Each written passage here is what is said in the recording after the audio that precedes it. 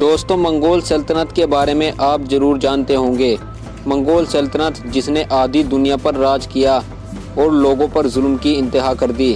منگول جس علاقے سے نکل جایا کرتے تھے اس علاقے میں کوئی بھی آدمی نہیں بستا تھا۔ یہاں تک منگول جانوروں، پرندوں اور کھیتی کو بھی برباد کر دیتے تھے۔ یہ جس راستے سے گزرتے تھے وہ راستہ ان کے گزرنے کی گواہی دیتا تھا۔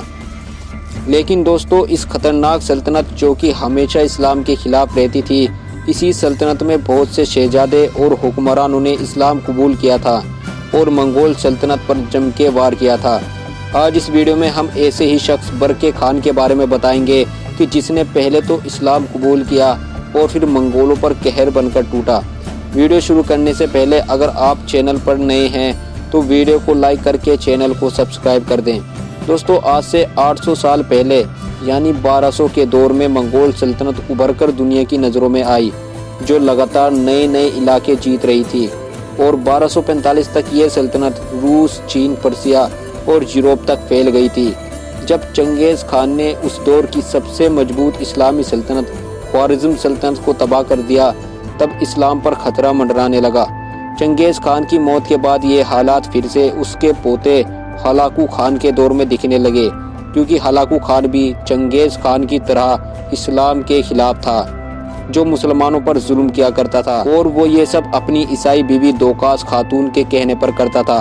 دوستو، دوقاس خاتون ایک عیسائی خاتون تھی جو اس کے بابا طلائی خان کی بیوی تھی۔ اس عیسائی خاتون کے لیے ہلاکو خان نے اپنے بابا طلائی خان کو زہر دے کر مار ڈالا تھا۔ پھر اس عیسائی خاتون نے ہلاکو خان سے کہا، اگر تم مجھے پانا چاہتے ہو تو پہلے مسلمانوں کو ہلاک کرو۔ ایسا دوقاس خاتون نے اس لیے کہا تھا کیونکہ وہ مسلمانوں سے نفرت کرتی تھی۔ پھر ہلاکو خان مسلمانوں پر اور ظلم کرنے لگا۔ اس کے بعد یہ ظلم اور بڑھتا گیا اور ہلاکو خان اب مسلمانوں کے پورے شہر کو ہی مٹا دیتا تھا، یہاں تک کہ ہلاکو خان نے اس وقت کے مسلمانوں کے سب سے بڑے شہر بغداد کو بھی برباد کر دیا اور اس پر قبضہ کر لیا۔ اس کے بعد ہلاکو خان نے اپنے سپاہیوں کو قتل عام کرنے کا حکم دیا، جس سے اب منگول مسلمانوں کو مارنے لگے اور لاکھوں کی تعداد میں منگولوں نے مسلمانوں کو مار دیا۔ پھر منگولوں نے اس وقت کے مسلمانوں کے خلیفہ کو بھی قتل کر دیا۔ خلیفہ کو مارنے کے بعد اب ہلاکو خان کا حوصلہ اور بڑھ گیا اور اب وہ مسلمانوں کو پوری دنیا سے مٹانا چاہتا تھا۔ جیسے ہلاکو خان نے بغداد پر قبضہ کر اسے بری طرح دھوست کر دیا تھا، اسی طرح اب وہ مسلمانوں کے تینوں شہر بیت المقدس، مکہ اور مدینہ منورہ پر دہرانا چاہتا تھا۔ ان دنوں ان تینوں شہروں پر مملوک سلطنت کا راج تھا، پر یہ سلطنت اتنی مضبوط نہیں تھی کہ منگولوں کے ظلم کو روک سکے، جس سے پوری دنیا کے مسلمان پریشان تھے۔ اور دوسری اور ہلاکو خان مملوک پر زبردست حملے کی تیاری کر رہا تھا، پر انہی دنوں منگول کے خاقان اعظم مونگے خان کا انتقال ہو گیا، جس سے ہلاکو خان کو واپس جانا پڑا۔ پر ہلاکو خان اپنے ایک ہونہار کمانڈر کیتو خان کو وہاں چھوڑ گیا۔ اس کا فائدہ اٹھا کر رکن الدین بیبرس نے ہلاکو خان کے کمانڈر کیتو خان کو عین جالوت کے میدان میں بری طرح شکست دی اور اس کے کمانڈر کو قید بھی کر لیا۔ اس واقعے نے مسلمانوں میں حوصلہ پیدا کر دیا، اور دوسری اور ہلاکو خان نے اب مملوکوں کو مٹانے کے لیے ایک بڑی فوج تیار کی، جس کے آگے مملوک سلطنت کی فوج کچھ بھی نہیں تھی۔ اب مسلمانوں کو صرف شکست نظر آ رہی تھی، مگر تبھی چنگیز خان کے پوتے برقع خان نے اسلام قبول کر لیا اور مرتے دم تک اسلام کے خاطر لڑنے کی قسم بھی کھائی۔ دوستو، برقع خان چنگیز خان کے سب سے بڑے بیٹے زوزے خان کا بیٹا تھا، جو منگول سلطنت کے سب سے بڑے راجے گولڈن ہورڈ کا راجا تھا۔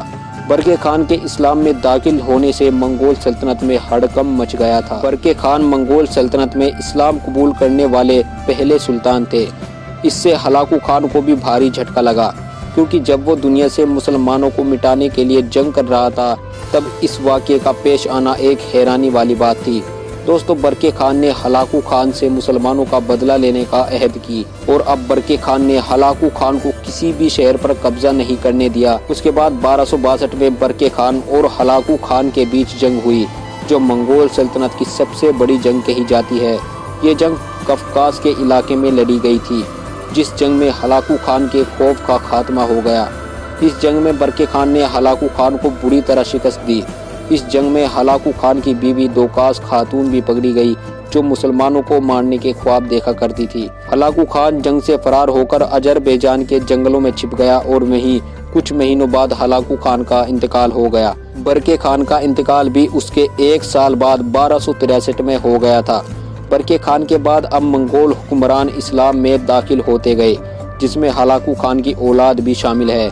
दोस्तों, बरके खान की वजह से ही हलाकू खान बैतुल मक़दिस, मक्का और मदीना मुनव्वरा पर कब्जा नहीं जमा पाया और इसीलिए बरके खान ने हलाकू खान से जंग की ताकि वो इस्लाम पर कोई जुल्म ना करे। तो दोस्तों, आज की वीडियो यहीं ख़त्म होती है। मिलते हैं नई वीडियो में।